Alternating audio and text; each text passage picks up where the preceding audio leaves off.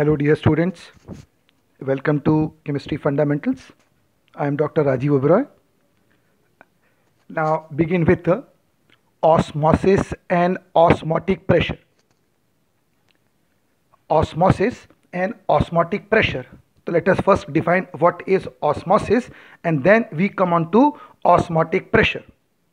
So what is osmosis? We say movement of solvent particle across the semi-permeable membrane from dilute to concentrated solution is termed as osmosis. What is semi-permeable membrane? So semi-permeable membrane is a membrane which is porous, but size of the pores are such through which the particle of solvent can move across, but solute can't. The semi-permeable membrane is porous membrane, but size of the pores is such through which the solvent particle can move across, but solute can't. So we say that movement of solvent particle across the semi-permeable membrane from dilute to concentrated solution is termed as osmosis. And when this particle movement takes place, due to movement of the particle, some pressure get exerted. So that the pressure that get exerted is termed as osmotic pressure. It is termed as osmotic pressure. So what is osmotic pressure? Osmotic pressure is the pressure exerted by the solvent particle due to its movement. Now suppose there is a setup in which there is a partition of semi-permeable membrane. In a setup, there is a partition of semi-permeable membrane across which there are two solutions. One is solution A, other is solution B, which means two solutions are being separated by semi-permeable membrane. The two solution A and B are being separated by semi-permeable membrane. Now suppose if out of A and B, solution A is concentrated solution and solution B is dilute. Solution A is concentrated, solution B is dilute. Now if we compare it with respect to solute and solvent, now if I compare it with respect to solute, so since this solution is solution A is concentrated solution, it means it have more solute. B is dilute solution, therefore it have comparatively less solute. Solution A being concentrated have more solute, B being dilute have less solute. Now if I put it with respect to solvent, so with respect to solvent, since solution A is concentrated, it means it have less solvent. Solution B is dilute, it means it have more solvent. So there are two solutions A and B which differ in their concentration if they are being separated by semi-permeable membrane. If there are two solutions which differ in their concentration, that is ratio of solute is to solvent, are being separated by semi-permeable membrane, then we observe that the solvent particle start moving from its higher concentration. Solvent particle starts moving from its higher concentration to its lower concentration. From its higher concentration to its lower concentration, that is, it starts moving from dilute to concentrated solution. So I said this movement of solvent particle across the semi-permeable membrane from dilute to concentrated solution, movement of solvent particle across the semi-permeable membrane from dilute to concentrated solution is termed as osmosis. And due to movement of this particle, when these solvent particles they move, due to movement of this particle, some pressure gets exerted on the concentrated solution. Some pressure gets exerted on the concentrated solution, which is termed as the osmotic pressure. The process is termed as osmosis, and the pressure that get exerted due to movement of the solvent particle is termed as osmotic pressure.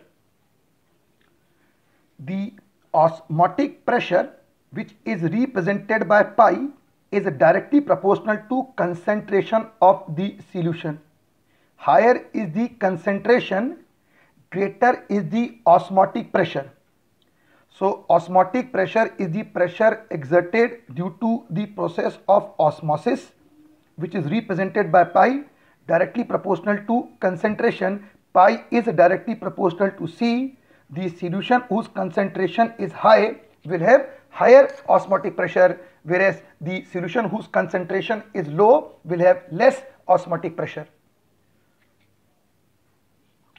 Now in the setup which we have taken, since concentration of solution A is greater than B, in the setup which we have taken, the concentration of solution A is greater than solution B.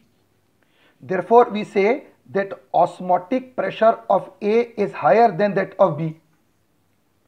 We are saying that since concentration of A is higher as compared to concentration of B, therefore osmotic pressure of A is higher as compared to osmotic pressure of B.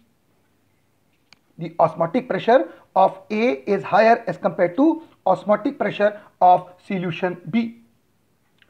Therefore, the solvent particle moves from solution B, which is the dilute solution, to solution A, which is concentrated solution. Since concentration of solution A is more than B, therefore solvent particle moves from solution B, which is a dilute solution, to solution A, which is concentrated solution. So which means that more pressure would be exerted on A, hence we say that osmotic pressure of A would be greater than osmotic pressure of B. Osmotic pressure of A would be greater than osmotic pressure of B. Since solvent particles are moving from B to A, that is from dilute to concentrated solution, greater pressure is exerted on solution A, therefore osmotic pressure of A is higher as compared to osmotic pressure of B. Now very important, we say that since osmotic pressure of A is greater than osmotic pressure of B, therefore A is termed as hypertonic to B. Since concentration of A is higher as compared to B, therefore osmotic pressure of A is higher as compared to B, therefore A is termed as hypertonic to B. A has greater osmotic pressure than B, therefore termed as hypertonic. Hyper means higher. Or we can say B is hypotonic to A. Osmotic pressure of A is higher as compared to B, termed as hypotonic. Or we can say osmotic pressure of B is less than that of A, termed as hypotonic. So A is termed as hypertonic to B, or B is termed as hypotonic to A. And very important, the movement of solvent particle across the semi-permeable membrane from dilute to concentrated solution will continue until the concentration of two solution does not become same. The movement of solvent particle across the semi-permeable membrane will continue until the concentration of two solution across the semi-permeable membrane do not become same. Now when the concentration of two solution becomes same, once the concentration of two solution across the semi-permeable membrane becomes same, the two solutions are termed as isotonic. When concentration of two solution across the semi-permeable membrane becomes same, they are termed as isotonic to one another. The two solution would be termed as isotonic only when concentration of two solution across the semi-permeable membrane becomes same. Now, at isotonic point, does the movement of solvent particle across the semi-permeable membrane stops? At isotonic point, what is isotonic point? The point at which concentration of two solution across semi-permeable membrane becomes same. We say at isotonic point, the movement of solvent particle across the semi-permeable membrane stops. So answer is no. before the isotonic point, remember, before the isotonic point, the solvent particle moves from dilute to concentrated solution specifically. There is a specific movement of solution from dilute to concentrated before isotonic. Now once the isotonic point is achieved, so we say at isotonic point the solvent particle starts moving equally in both the direction. The solvent particle starts moving equally in both the direction, that is the system reaches equilibrium. At isotonic point the system reaches equilibrium, that is solvent particle continue to move but it move equally in both the direction. Solvent particles start moving equally in both the direction, that is equilibrium is attained. Now what happens at isotonic point? So we say isotonic point is the point at which the concentration of two solutions across the semi-permeable membrane becomes same, that is concentration of solution A, Ca, becomes equal to concentration of solution B. When concentration becomes same, the osmotic pressure of the two solution becomes same. So we say that at isotonic point the osmotic pressure of solution A becomes equal to osmotic pressure of solution B.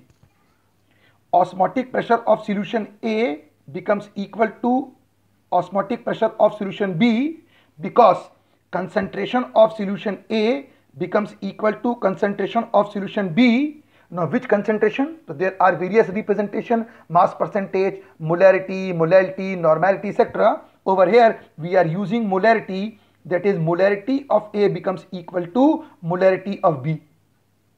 Molarity of A is equal to molarity of B. So at isotonic point the osmotic pressure of two solution across the semi-permeable membrane becomes same because concentration of two solution becomes same. Which concentration? It is the molarity that becomes same. Now since molarity is equal to, so we say molarity is equal to mole by volume. Molarity is equal to mole by volume. Therefore at isotonic point the mole of A Na upon Va becomes equal to mole of B Nb upon Vb. The mole of A upon volume of A becomes equal to mole of B upon volume of B. Na upon Va is equal to Nb upon Vb. Now since we know that mole is equal to weight by volume, mole is equal to weight by volume, this mole is equal to weight by volume, therefore at isotonic point, this equation becomes very important. W1 upon M1, since N is equal to W by M, N is equal to W by M, therefore instead of Na I can write Wa upon Ma. N is equal to W by M, instead of Na we write Wa, so it is W1 upon M1 into 1 upon V1 is equal to W2 upon M2 into 1 upon V2. W1 is weight of solute 1, that is weight in solution A. This is molecular weight of solute in solution A. This is volume of solution A.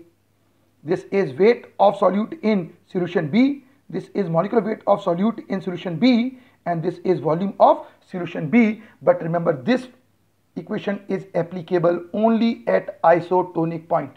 When two solutions are at isotonic point, then only this is applicable. This is applicable only at isotonic point.